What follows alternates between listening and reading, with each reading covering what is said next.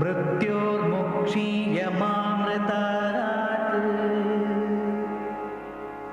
त्र्यम्बकं यजामहे सुगन्धिं पुष्टिवर्धनम् उर्वारुकमिव बन्धनात् मृत्योर्मुक्षीयमामृतात् त्र्यम्बकं यजामहे सुगन्धिं पुष्टिवर्धनम् उर्वारुकमिव बन्धनात् मृत्योर्मुक्षीयमामृतात् त्र्यम्बकं यजामहे सुगन्धिं पुष्टिवर्धनम् उर्वारुकमिव बन्धनात् मृत्योर्मुक्षीयमामृतात् त्र्यम्बकं यजामहे सुगन्धिं पुष्टिवर्धनम् उर्वारुकमिव बन्धनात् मृत्योर्मुक्षीयमामृतात्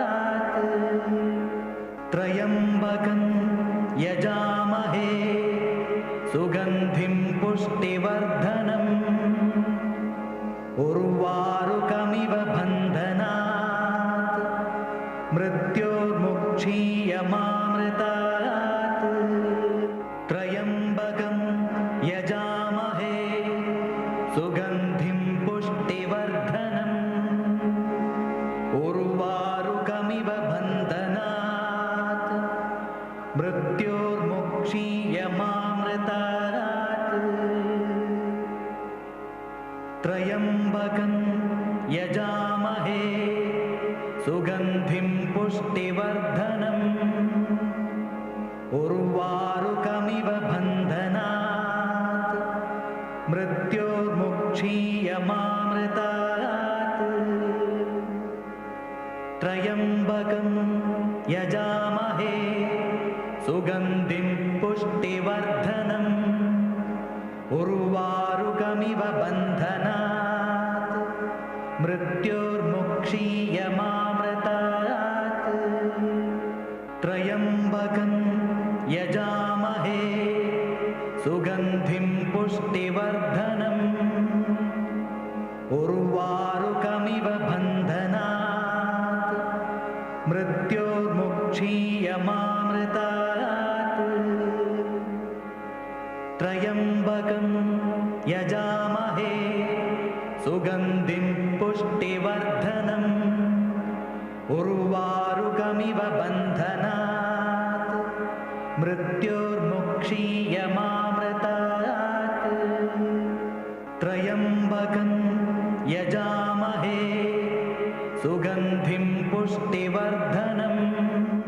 ఉద్యోగాలు రావడానికి, ఇంటర్వ్యూల్లో విజయం సాధించడానికి మనం ఎటువంటి పరిహారాలు చేసుకోవచ్చు అనే విషయాన్ని గురించి మనం ప్రతిరోజు తెలుసుకుంటున్నాం కదా.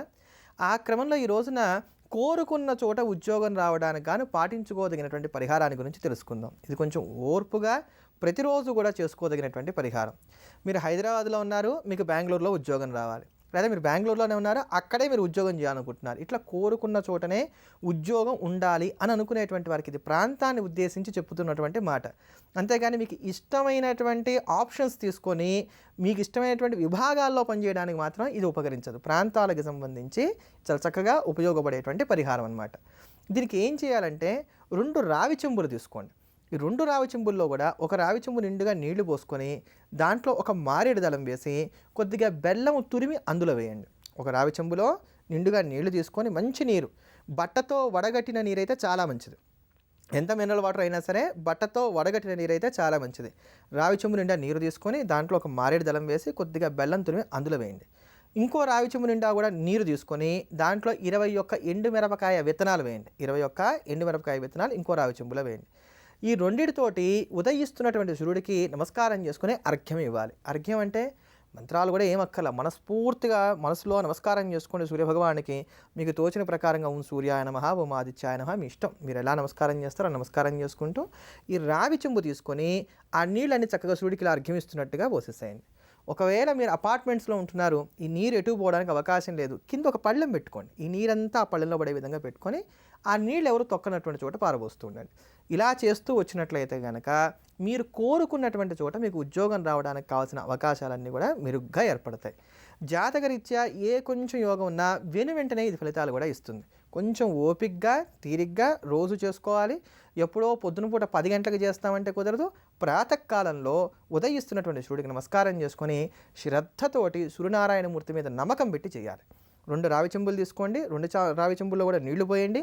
ఒక రావి చెంబులో మాత్రం ఒక మారేడు దళం, అలానే కొద్దిగా బెల్లం తురుము వేసి ఉంచాలి. అలానే ఇంకొక రావి చెంబులో ఎర్రగా ఉండేటువంటి మిరపకాయలు ఏవైతే ఉన్నాయో, ఎర్రమిర్చి, లాల్ మిర్చి, దాంట్లో ఉండేటువంటి 21 విత్తనాలు తీసుకొని వీటిలో వేయండి. ముందు మీరు ఎర్రటి విత్తనాలతో ఉన్నటువంటి చెంబులో నీళ్ళతో అర్ఘ్యం ఇచ్చినా, తర్వాత మారేడు దళం వేసినటువంటి నీళ్ళతో ఉన్నటువంటి దాంతో అర్ఘ్యం ఇచ్చినా ఏం పర్వాలేదు. ఏది ముందు చేయాలి, ఏది వెనక చేయాలి అనేటువంటి మీమాంస ఏమి, సందేహం ఏమి మనం పెట్టుకోవాల్సినటువంటి అవసరం లేదు. ఇలా కనుక రోజు చేస్తూ వచ్చినట్లయితే మనం కోరుకున్నటువంటి చోట మనం ఉద్యోగాన్ని పొందగలుగుతాం. విదేశాల్లో ఉంటున్నటువంటి వాళ్ళు ఉన్నారు చూసారా, వాళ్ళకు కూడా ఇది చాలా బాగా అద్భుతంగా ఉపయోగపడుతుంది. అక్కడికి ఎంఎస్ పేరు చెప్పండి, ఏ పేరైనా పెట్టుకోండి, మీరు అక్కడికి వెళ్తారు చదువుకోవడానికి కావచ్చు, దేనికైనా కావచ్చు. పార్ట్ టైం జాబ్ దొరకాలి, దొరకకపోతే మాకు చాలా ఇబ్బంది. వాళ్ళకి ఏంటి, అక్కడ ఉన్న చోటే కావాలి ఉద్యోగం. కానీ అటువంటి వారికి ఇంకా ఖచ్చితంగా ఉపయోగపడతాయి. కాకపోతే వాళ్ళు అక్కడ మారేడుదలను సంపాదించుకోవడం మాత్రం కొంచెం జాగ్రత్తగా చూసుకొని చేసుకోవాలి. అలా చేసినట్లయితే ఇవి అద్భుతంగా ఉపయోగపడతాయి అనడంలో ఎంత మాత్రం సందేహం లేదు. ఇటువంటి మరిన్ని అద్భుతమైనటువంటి పరిహారాల గురించి తెలుసుకోబోయే ముందుగా మనం నవగ్రహాల నుంచి కూడా రక్షణ పొందడానికి, సమస్తమైనటువంటి ఈతి బాధల నుంచి కూడా రక్షణ పొందడానికి, సంపూర్ణ ఆరోగ్యాన్ని పొందడానికి ఉపకరించేటువంటి శ్రీరామ రక్షా స్తోత్రాన్ని మనందరం కూడా శ్రవణం చేద్దాం. శ్రీరామ రక్ష సర్వ జగద్రక్ష అని చెప్పినట్లుగా ఈ శ్రీరామ రక్షా స్తోత్రాన్ని కనుక రోజు సాయంకాలం ప్రదోష వేళలో కనుక పారాయణ చేస్తూ వచ్చినట్లయితే ఆరోగ్యం పరిపూర్ణంగా మనందరినీ కూడా చక్కగా కాపాడుతూ ఉంటుంది. శ్రీరామ రక్ష మనందరికీ కూడా తోడుగా ఉంటుంది. అటువంటి భవ్యమైనటువంటి ఆ స్తోత్రాన్ని శ్రవణం చేద్దాం. శ్రీరామ రక్షకు పాత్రులమవుదాం. చరితం రఘునాథస్య శతకోటి ప్రవిస్తరం ఏకైకమక్షరం ప్రోక్తం మహాపాతకనాశనం ధ్యాత్వా నీలోత్పలశ్యామం రామం రాజీవలోచనం జానకీ లక్ష్మణోపేతం జటామకుటమండితం సాసితూణధనుర్బాణపాణిం నక్తం చరాంతకం స్వలీలయా జగత్రాతుం ఆవిర్భూతమజం విభుం రామరక్షాం పఠేత్ ప్రాజ్ఞః పాపఘ్ని సర్వకామదాం శిరో మే రాఘవః పాతు బాలం దశరథాత్మజః.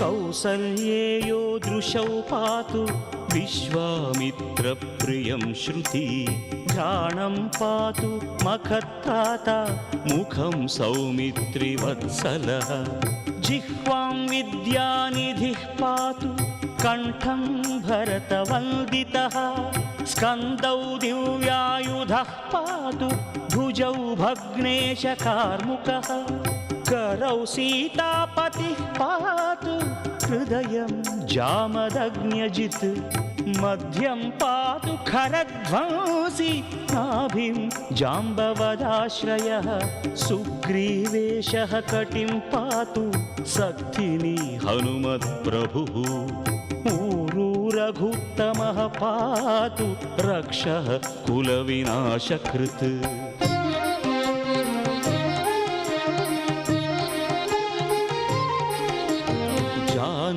सेतुकृत्पातु जङ्घे दशमुखान्तकः पादौ विभीषणश्रीदः पातु रामोऽखिलं वपुः एतां रामबलोपेतां रक्षां यः सुकृती पठेत्